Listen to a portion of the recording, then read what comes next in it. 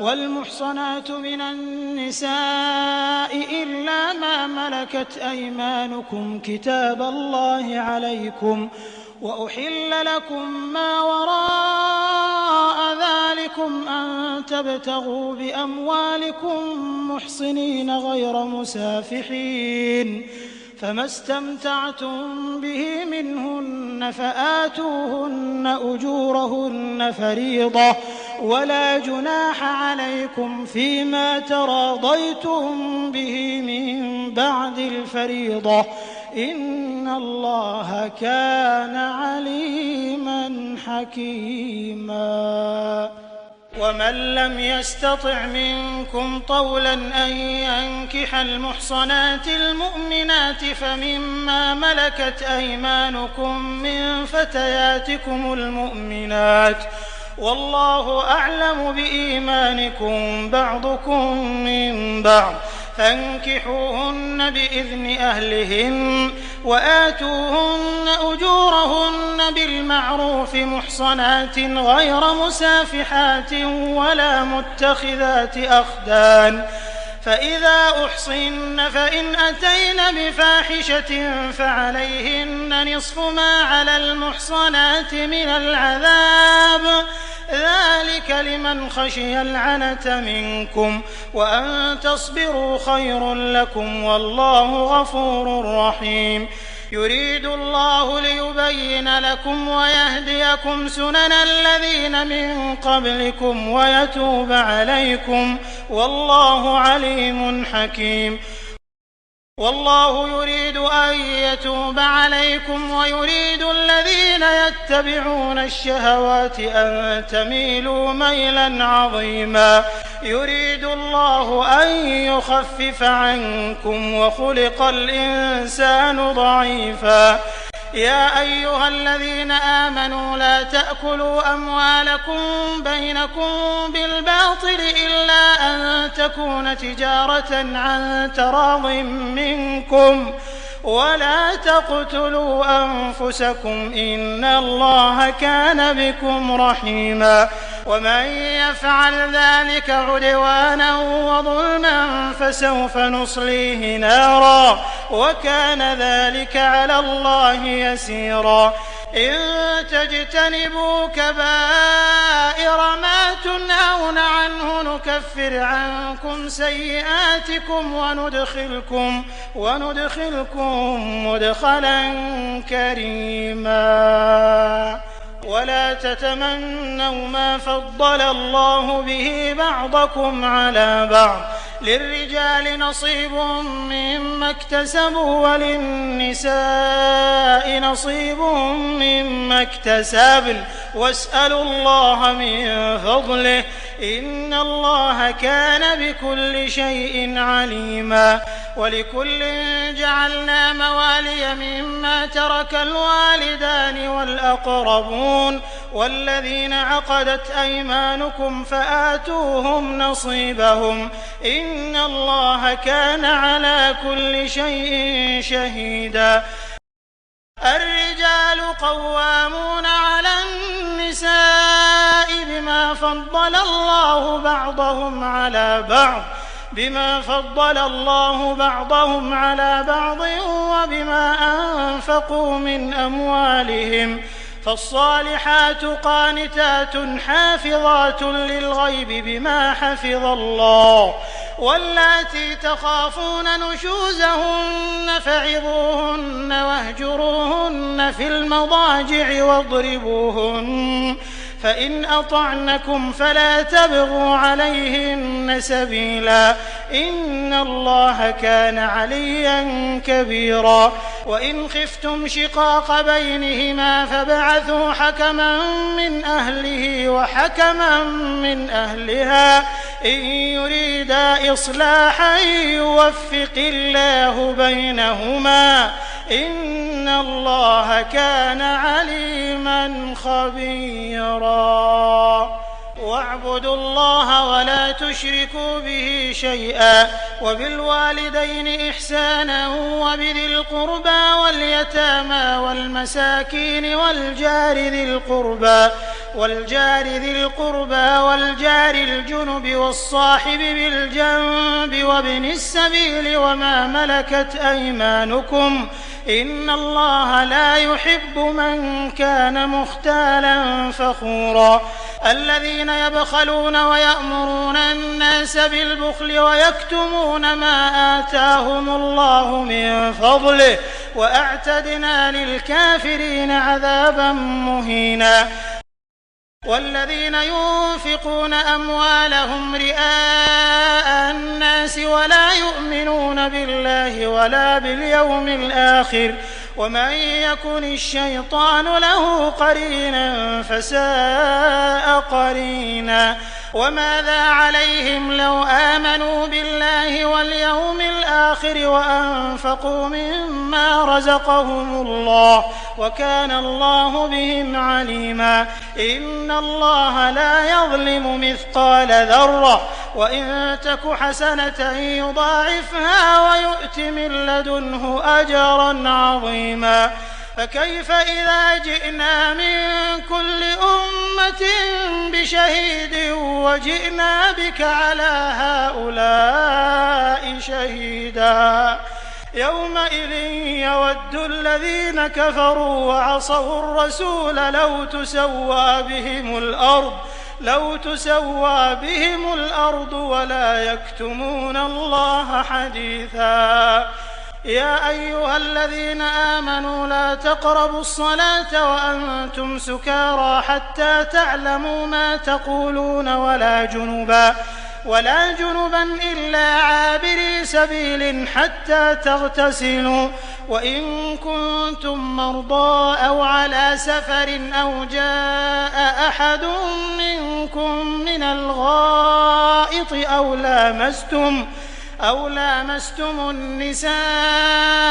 فلم تجدوا ماء فتيمموا صعيدا طيبا فامسحوا بوجوهكم وأيديكم إن الله كان عفوا غفورا ألم تر إلى الذين أوتوا نصيبا من الكتاب يشترون الضلالة ويريدون أن تضلوا السبيل والله أعلم بأعدائكم وكفى بالله وليا وكفى بالله نصيرا من الذين هادوا يحرفون الكلم عن مواضعه ويقولون سمعنا وعصينا واسمع غير مسمع وراعنا ليا بألسنتهم وطعنا في الدين ولو أنهم قالوا سمعنا وأطعنا واسمع وانظرنا لكان خيرا لهم وأقوم ولكن لعنهم الله بكفرهم فلا يؤمنون إلا قليلا يا أيها الذين أوتوا الكتاب آمنوا بما نزلنا مصدقا لما معكم من قبل أن نطمس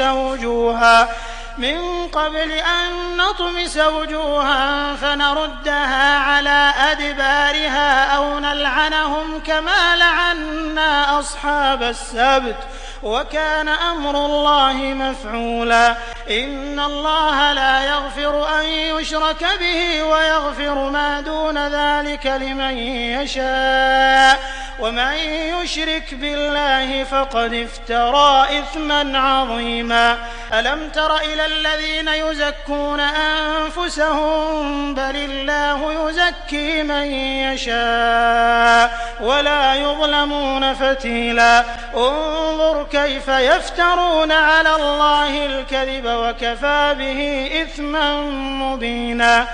ألم تر إلى الذين أوتوا نصيبا من الكتاب يؤمنون بالجبت والطاغوت ويقولون للذين كفروا هؤلاء أهدى من الذين آمنوا سبيلا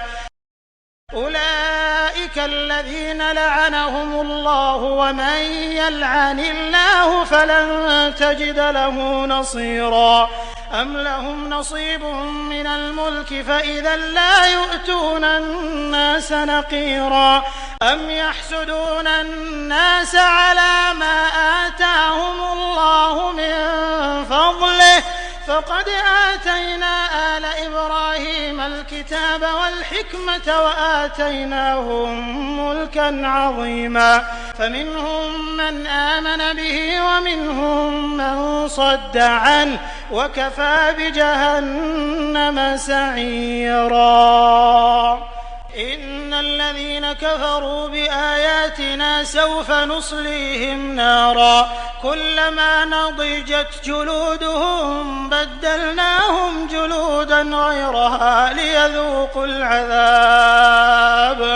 إن الله كان عزيزا حكيما والذين آمنوا وعملوا الصالحات سندخلهم جنات تجري من تحتها الأنهار خالدين فيها أبدا لهم فيها أزواج مطهرة وندخلهم ظلا ظليلا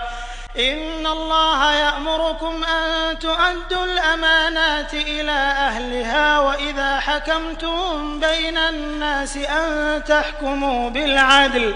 إن الله نعم يعظكم به إن الله كان سميعا بصيرا يا أيها الذين آمنوا أطيعوا الله وأطيعوا الرسول وأولي الأمر منكم فإن تنازعتم في شيء فردوه إلى الله والرسول إن كنتم تؤمنون بالله واليوم الآخر ذلك خير وأحسن تأويلا ألم تر إلى الذين يزعمون أنهم آمنوا بما أنزل إليك وما أنزل من قبلك يريدون أن يتحاكموا إلى الطاغوت وقد أمروا أن يكفروا به ويريد الشيطان أن يضلهم ضلالا بعيدا وإذا قيل لهم تعالوا إلى ما أنزل الله وإلى الرسول رأيت المنافقين يصدون عنك صدودا فكيف إذا أصابتهم مصيبة بما قدمت أيديهم ثم جاءوك يحلفون بالله إن أردنا إلا إحسانا وتوفيقا أولئك الذين يعلم الله ما في قلوبهم فأعرض عنهم وعظهم وقل لهم في أنفسهم قولا بليغا وما أرسلنا من رسول إلا ليطاع بإذن الله ولو أنهم إذ ظلموا أنفسهم جاءوك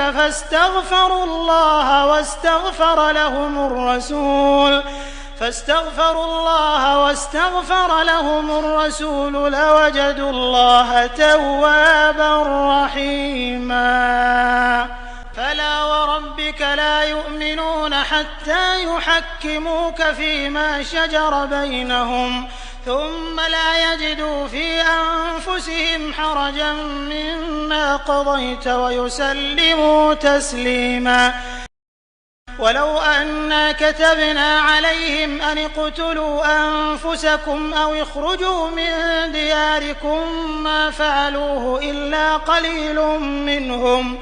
ولو أنهم فعلوا ما يوعظون به لكان خيرا لهم وأشد تثبيتا وإذا لآتيناهم من لدنا أجرا عظيما ولهديناهم صراطا مستقيما ومن يطع الله والرسول فأولئك مع الذين أنعم الله عليهم من النبيين والصديقين والشهداء والصالحين وحسن أولئك رفيقا ذلك الفضل من الله وكفى بالله عليما يا أيها الذين آمنوا خذوا حذركم فانفروا ثبات أو انفروا جميعا وإن منكم لمن ليبطئن فإن أصابتكم مصيبة قال قد أنعم الله علي إذ لم أكن معهم شهيدا ولئن أصابكم فضل من الله ليقولن كأن لم تكن بينكم وبينه مودة يا ليتني كنت معهم فأفوز فوزا عظيما فليقاتل في سبيل الله الذين يشرون الحياة الدنيا بالآخرة ومن يقاتل في سبيل الله فيقتل أو يغلب فسوف نؤتيه أجرا عظيما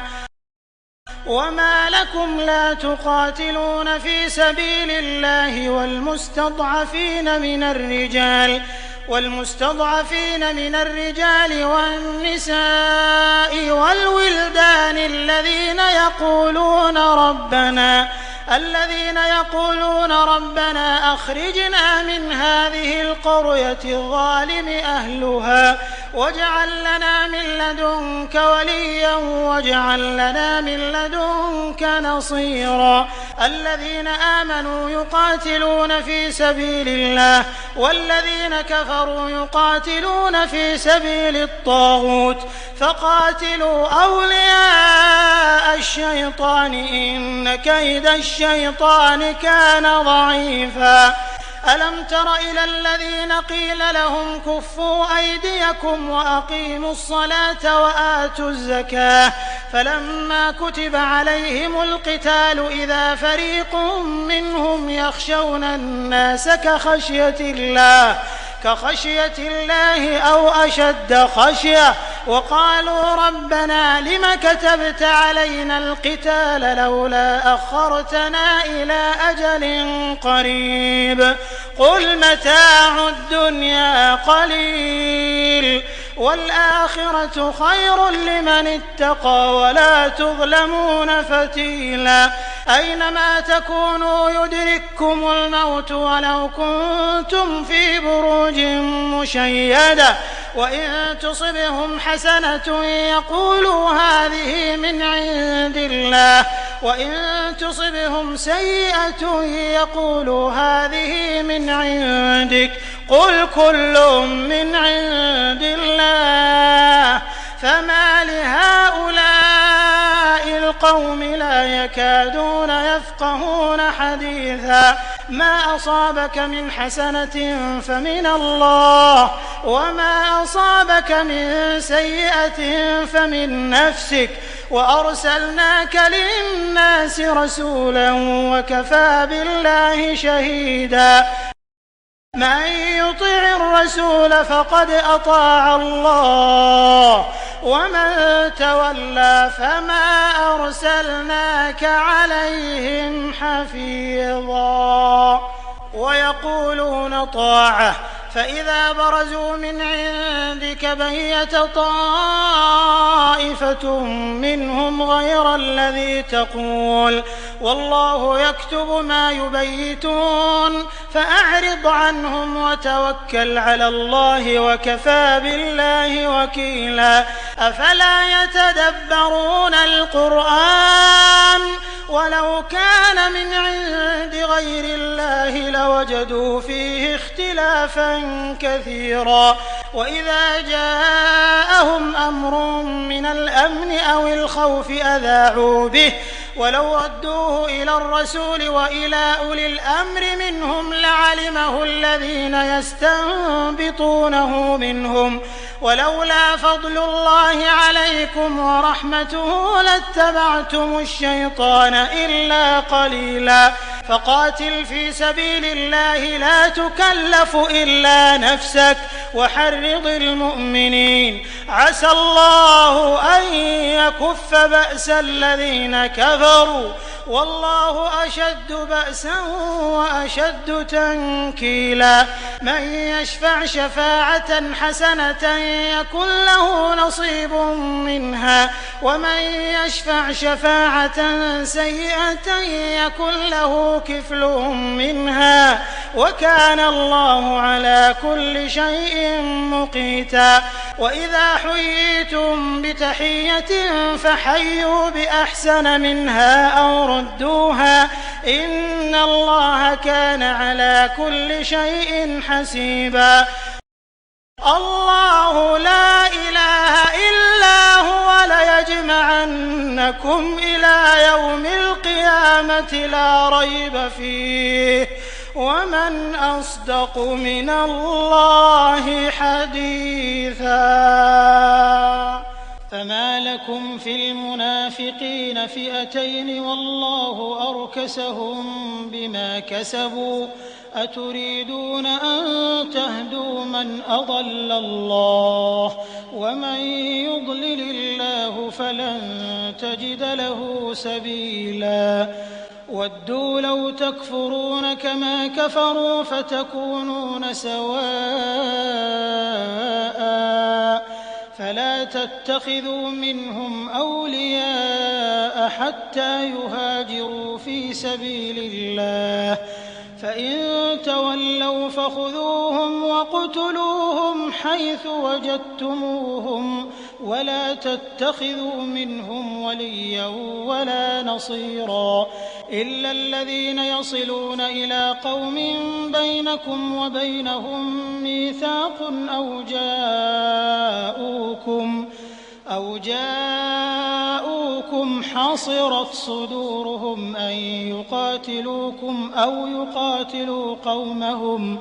ولو شاء الله لسلطهم عليكم فلقاتلوكم فإن اعتزلوكم فلم يقاتلوكم وألقوا إليكم السلم فما جعل الله لكم عليهم سبيلا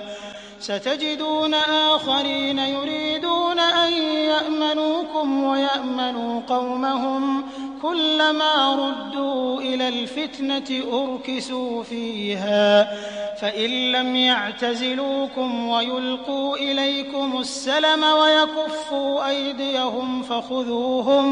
فخذوهم واقتلوهم حيث ثقفتموهم وأولئكم جعلنا لكم عليهم سلطانا مبينا وما كان لمؤمن أن يقتل مؤمنا إلا خطأ ومن قتل مؤمنا خطأ فتحرير رقبة مؤمنة ودية مسلمة إلى أهله إلا أن يصدقوا فإن كان من قوم عدو لكم وهو مؤمن فتحرير رقبة مؤمنة وإن كان من قوم بينكم وبينهم ميثاق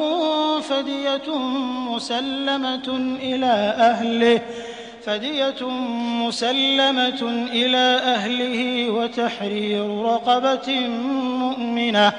فمن لم يجد فصيام شهرين متتابعين توبة من الله وكان الله عليما حكيما ومن يقتل مؤمنا متعمدا فجزاؤه جهنم خالدا فيها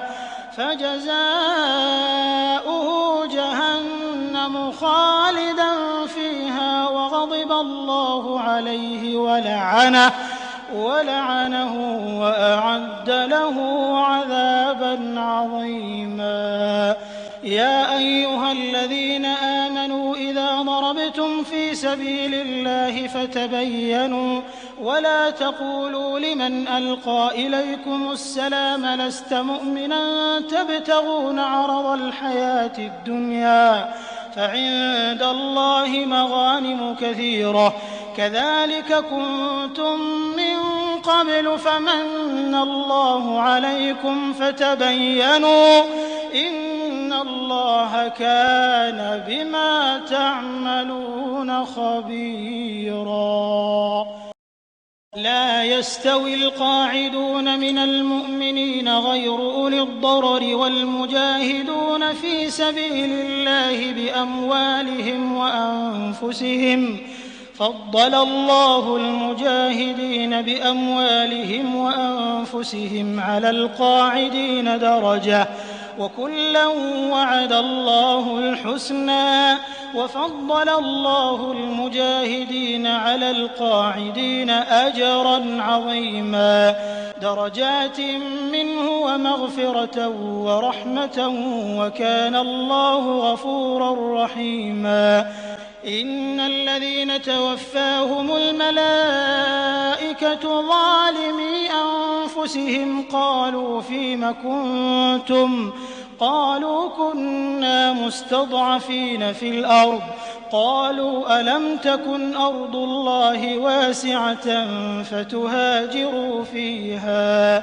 فأولئك مأواهم جهنم وساءت مصيرا. إلا المستضعفين من الرجال والنساء والولدان لا يستطيعون حيلة ولا يهتدون سبيلا فأولئك عسى الله أن يعفو عنهم وكان الله عفوا غفورا. ومن يهاجر في سبيل الله يجد في الأرض مراغما كثيرا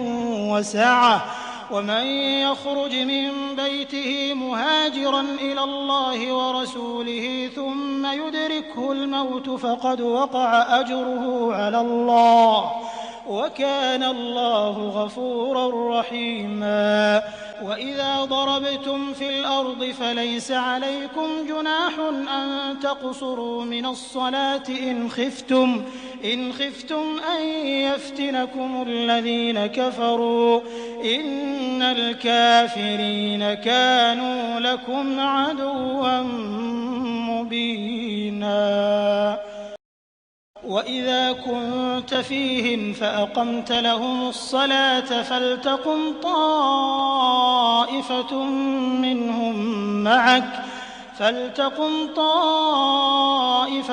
منهم معك وليأخذوا أسلحتهم فإذا سجدوا فليكونوا من ورائكم ولتأت طائفة أخرى لم يصلوا فليصلوا معك وليأخذوا حذرهم وأسلحتهم وَدَّ الَّذِينَ كَفَرُوا لَوْ تَغْفُلُونَ عَنْ أَسْلِحَتِكُمْ وَأَمْتِعَتِكُمْ فَيَمِيلُونَ عَلَيْكُمْ مَيْلَةً وَاحِدَةً ولا جناح عليكم إن كان بكم أذى من مطر أو كنتم مرضى أن تضعوا أسلحتكم وخذوا حذركم إن الله أعد للكافرين عذابا مهينا. فإذا قضيتم الصلاة فاذكروا الله قياما وقعودا وعلى جنوبكم فإذا اطمأننتم فأقيموا الصلاة إن الصلاة كانت على المؤمنين كتابا موقوتا. ولا تهنوا في ابتغاء القوم إن تكونوا تألمون فإنهم يألمون كما تألمون وترجون من الله ما لا يرجون وكان الله عليما حكيما. إنا أنزلنا إليك الكتاب بالحق لتحكم بين الناس بما أراك الله ولا تكن للخائنين خصيما. واستغفر الله إن الله كان غفورا رحيما ولا تجادل عن الذين يختانون أنفسهم إن الله لا يحب من كان خوانا أثيما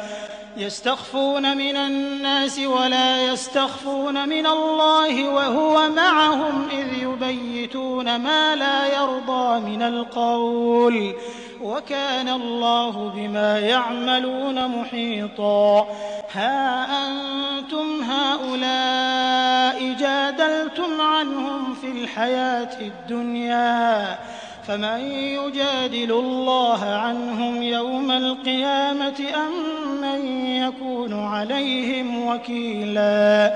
ومن يعمل سوءا أو يظلم نفسه ثم يستغفر الله يجد الله غفورا رحيما ومن يكسب إثما فإنما يكسبه على نفسه وكان الله عليما حكيما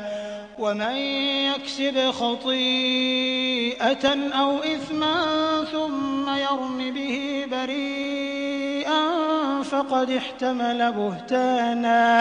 فقد احتمل بهتانا وإثما مبينا ولولا فضل الله عليك ورحمته لهم طائفة منهم أن يضلوك وما يضلون إلا أنفسهم وما يضرونك من شيء وأنزل الله عليك الكتاب والحكمة وعلمك ما لم تكن تعلم وكان فضل الله عليك عظيما لا خير في كثير من نجواهم إلا من أمر بصدقة أو معروف أو إصلاح بين الناس ومن يفعل ذلك ابتغاء مرضات الله فسوف نؤتيه أجرا عظيما ومن يشاقق الرسول من بعد ما تبين له الهدى ويتبع غير سبيل المؤمنين نوله ما تولى ونصله جهنم وساءت مصيرا إن الله لا يغفر أن يشرك به ويغفر ما دون ذلك لمن يشاء ومن يشرك بالله فقد ضل ضلالا بعيدا إن يدعون من دونه إلا إناثا وإن يدعون إلا شيطانا مريدا لعنه الله وقال لأتخذن من عبادك نصيبا مفروضا ولأضلنهم ولأمنينهم ولآمرنهم فليبتكن آذان الأنعام ولآمرنهم فليغيرن خلق الله ومن يتخذ الشيطان وليا من دون الله فقد خسر خسرانا مبينا يعدهم ويمنيهم وما يعدهم الشيطان إلا غرورا أولئك مأواهم جهنم ولا يجدون عنها محيصا والذين آمنوا وعملوا الصالحات سندخلهم جنات تجري من تحتها الأنهار خالدين فيها أبدا وعد الله حقا ومن أصدق من الله قيلا ليس بأمانيكم ولا أماني أهل الكتاب من يعمل سوءا يجز به ولا يجد له من دون الله وليا ولا نصيرا ومن يعمل من الصالحات من ذكر أو أنثى وهو مؤمن فأولئك يدخلون الجنة ولا يظلمون نقيرا. ومن أحسن دينا ممن أسلم وجهه لله وهو محسن واتبع ملة إبراهيم حنيفا واتخذ الله إبراهيم خليلا. ولله ما في السماوات وما في الأرض وكان الله بكل شيء محيطا. ويستفتونك في النساء قل الله يفتيكم فيهن وما يتلى عليكم في الكتاب في يتامى النساء اللاتي لا تؤتونهن ما كتب لهن وترغبون أن تنكحوهن والمستضعفين من الولدان وأن تقوموا لليتامى بالقسط وما تفعلوا من خير فإن الله كان به عليما. وإن امرأة خافت من بعلها نشوزا أو إعراضا فلا جناح عليهما أن يصلحا بينهما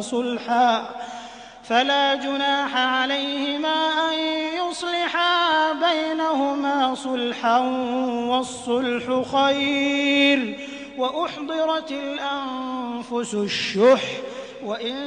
تحسنوا وتتقوا فإن الله كان بما تعملون خبيرا. ولن تستطيعوا أن تعدلوا بين النساء ولو حرصتم فلا تميلوا كل الميل فتذروها كالمعلقة. وإن تصلحوا وتتقوا فإن الله كان غفورا رحيما. وإن يتفرقا يغن الله كلا من سعته وكان الله واسعا حكيما. ولله ما في السماوات وما في الأرض ولقد وصينا الذين أوتوا الكتاب من قبلكم وإياكم أن اتقوا الله. وإن تكفروا فإن لله ما في السماوات وما في الأرض وكان الله غنيا حميدا. ولله ما في السماوات وما في الأرض وكفى بالله وكيلا. إن يشأ يذهبكم أيها الناس ويأت بآخرين وكان الله على ذلك قديرا. من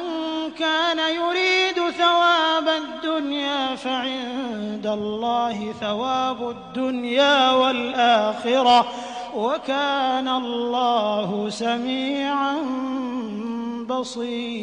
بصيرا. يا أيها الذين آمنوا كونوا قوامين بالقسط شهداء لله ولو على أنفسكم أو الوالدين والأقربين إن يكن غنيا أو فقيرا فالله أولى بهما فلا تتبعوا الهوى أن تعدلوا وإن تلووا أو تعرضوا فإن الله كان بما تعملون خبيرا. يا أيها الذين آمنوا بالله ورسوله والكتاب الذي نزل على رسوله والكتاب الذي أنزل من قبل ومن يكفر بالله وملائكته وكتبه ورسله واليوم الآخر فقد ضل ضلالا بعيدا. إن الذين آمنوا ثم كفروا ثم آمنوا ثم كفروا ثم ازدادوا كفرا لم يكن الله ليغفر لهم ولا ليهديهم سبيلا بشر المنافقين بأن لهم عذابا أليما الذين يتخذون الكافرين أولياء من دون المؤمنين أيبتغون عندهم العزة فإن العزة لله جميعا وقد نزل عليكم في الكتاب أن إذا سمعتم آيات الله يكفر بها ويستهزأ بها فلا تقعدوا معهم حتى يخوضوا في حديث غيره إنكم إذا مثلهم إن الله جامع المنافقين والكافرين في جهنم جميعا الذين يتربصون بكم فإن كان لكم فتح من الله قالوا ألم نكن معكم وإن كان للكافرين نصيب قالوا ألم نستحوذ عليكم ونمنعكم من المؤمنين فالله يحكم بينكم يوم القيامة ولن يجعل الله للكافرين على المؤمنين سبيلا إن المنافقين يخادعون الله وهو خادعهم وإذا قاموا إلى الصلاة قاموا كسالى يراءون الناس ولا يذكرون الله إلا قليلا مذبذبين بين ذلك لا إله هؤلاء ولا إله هؤلاء ومن يضلل الله فلن تجد له سبيلا يا أيها الذين آمنوا لا تتخذوا الكافرين أولياء من دون المؤمنين أتريدون أن تجعلوا لله عليكم سلطانا مبينا إن المنافقين في الدرك الأسفل من النار ولن تجد لهم نصيرا إلا الذين تابوا وأصلحوا واعتصموا بالله وأخلصوا دينهم لله فأولئك مع المؤمنين وسوف يؤتي الله المؤمنين أجرا عظيما ما يفعل الله بعذابكم إن شكرتم وآمنتم وكان الله شاكرا عليما